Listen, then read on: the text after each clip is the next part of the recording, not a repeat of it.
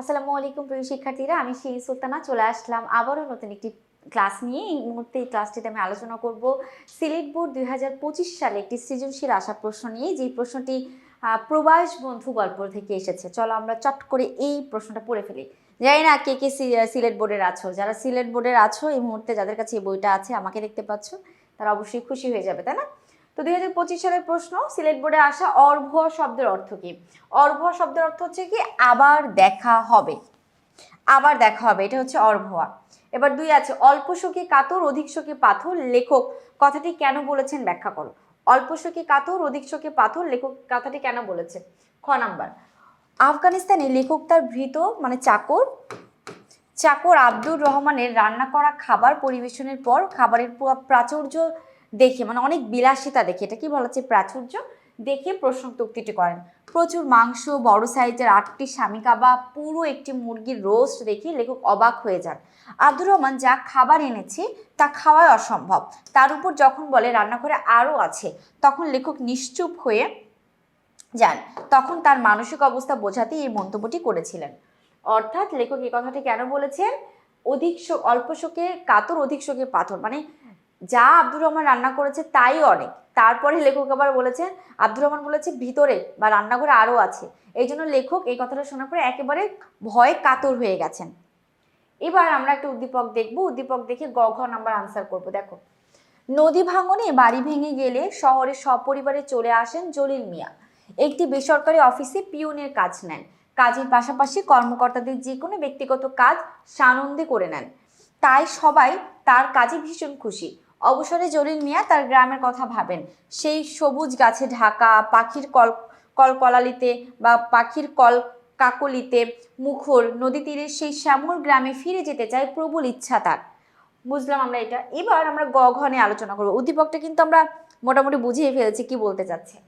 দেখো, গতে আছে, উদ্দীপকের জলিল মিয়ার গ্রাম আর প্রবাস বন্ধু রচনায় বর্ণিত পানশিরের মধ্যে তুলনা করো। উদ্দীপকের জলিল মিয়ার গ্রাম এবং আমাদের গল্পের মধ্যে প্রবাস বন্ধু গল্পের পানশির, যেটাখানে আব্দুর রহমানের বাড়ি, আব্দুর রহমানের বাড়ি, তো সেটা নিয়ে আমাদের আলোচনা করতে বলছে, তাই না? আর ঘ, উদ্দীপকের জলিল মিয়া প্রবাস বন্ধু রচনার আব্দুর রহমানের প্রতিনিধিত্ব করে কি?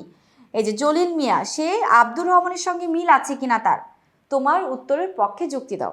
আসলে আব্দুর রহমানের সঙ্গে কিন্তু জলিল মিয়ার মিল আছে, কারণ জলিল মিয়া যেমন অভাবের তাড়নায় শহরে এসেছেন, কিন্তু তার মন পড়ে আছে গ্রামে। আমরা কিন্তু আব্দুর রহমানকেও তাই দেখতে পাই, সে শহরে কাজ করলেও সে কিন্তু তার পানশিরকেই ভালোবাসেন। তো আমরা গ ঘটা আলোচনা করে ফেলি, চলো গ আর ঘ।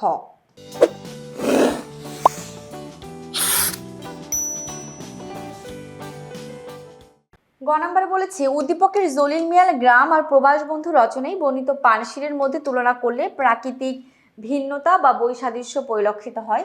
প্রবাস বন্ধু রচনায় লেখক শহীদ মুস্তফা আলী প্রতিবেশী দেশ আফগানিস্তানের ভূমি, পরিবেশ, সেখানকার মানুষ ও তাদের সহজ সরল জীবনাচরণ, বিচিত্র খাদ্য ইত্যাদির বিষয় ফুটিয়ে তুলেছেন হাস্যরসাত্মকভাবে, মানে খুব হাসির মাধ্যমে। লেখকের দেখভালে নিয়োজিত থাকা আব্দুর রহমানের জন্মভূমি পানশিরের বরফ শীতল জলবায়ুর আকর্ষণীয় বর্ণনা পাওয়া যায় আমাদের এই রচনার মধ্যে, মানে আকর্ষণীয় বর্ণনা এই রচনার মধ্যে আছে। তারপর দেখো, উদ্দীপকের বেসরকারি অফিসের পিয়ন বলছে কি, উদ্দীপকের বেসরকারি অফিসের পিয়ন জলিল মিয়া অবসরে নিজের গ্রামের কথা ভাবেন। তার গ্রাম সবুজ গাছে ঢাকা, পাখির কলকলিতে মুখর নদী তীরে শ্যামল গ্রামে তার ফিরে যেতে প্রবল ইচ্ছা করে। প্রবাস বন্ধু ভ্রমণ কাহিনীতেও আব্দুর রহমান নিজের গ্রাম পানশিরের সৌন্দর্য তুলনা ধরেছে। তার মতে পানশিরের সৌন্দর্যে লেখক মুগ্ধ হবেন। সেখানে শীতকালে প্রচুর বরফ পড়ে, বাতাস বয়ে চলে, আবার কখনো বরফ পড়া বন্ধ হয়ে সূর্য ওঠে। সাদা বরফের উপর সূর্যের রশ্মি উজ্জ্বল আলো চারিদিকে ঝিকিমিকি করে। তাও পুরোপুরিভাবে বলিনি, দেখি ফেলে। তাই বলা যায় পানশির প্রকৃতির প্রাকৃতিক সৌন্দর্য এবং উদ্দীপকের, তাই বলা যায় কি পানশির প্রাকৃতিক সৌন্দর্য এবং উদ্দীপকের গ্রামে বর্ণিত প্রকৃতির সৌন্দর্য একেবারে ভিন্ন। আচ্ছা, এবার আমরা আসি ঘ নাম্বারে। ঘ নাম্বার বলেছে, জলিল মিয়ার সঙ্গে আব্দুর রহমানের কোনো মিল আছে কিনা, তুমি কি বুঝো বলো। উদ্দীপকে জলিল মিয়া যে প্রবাস বন্ধু ভ্রমণ কাহিনীর আব্দুর রহমানের প্রতিচ্ছবি, এ কথা একেবারে যথার্থ, কারণ উভয় চরিত্রে আন্তরিকতা আছে, সেবা পরায়ণতা আছে ও গভীর স্বদেশপ্রেম স্পষ্টভাবে প্রতিফলিত হয়েছে। প্রবাস বন্ধু রচনায় আফগান যুবক আব্দুর রহমান লেখকের সার্বিক দেখভালের দায়িত্ব নেন। সে ছিল অত্যন্ত সহজ সরল, মানবিক ও সেবা মনস্ক। লেখকের প্রতি তার আন্তরিক আচরণ ও নিষ্ঠাবান সেবাদানে লেখক একেবারে মুগ্ধ হয়ে গিয়েছেন। বিশেষ করে নিজের জন্মভূমি পানশিরের প্রতি তার গভীর ভালোবাসা লক্ষণীয়। তার কাছে পানশিরি ছিল পৃথিবীর শ্রেষ্ঠ সবচেয়ে সুন্দর স্থান।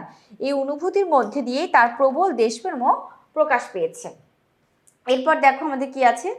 অন্যদিকে উদ্দীপকে জলিল মিয়া নদী ভাঙনের কারণে গ্রাম ছেড়ে পরিবার সহ শহরে আশ্রয় নিতে বাধ্য হন। শহরে তিনি একটি বেসরকারি অফিসে পিয়নের কাজ করেন এবং দায়িত্বের বাইরে গিয়েও কর্মকর্তাদের ব্যক্তিগত কাজে সহযোগিতা করেন। তার এই নিষ্ঠা ও সেবাপরায়ণতার কারণে সবাই তার প্রতি সন্তুষ্ট থাকে।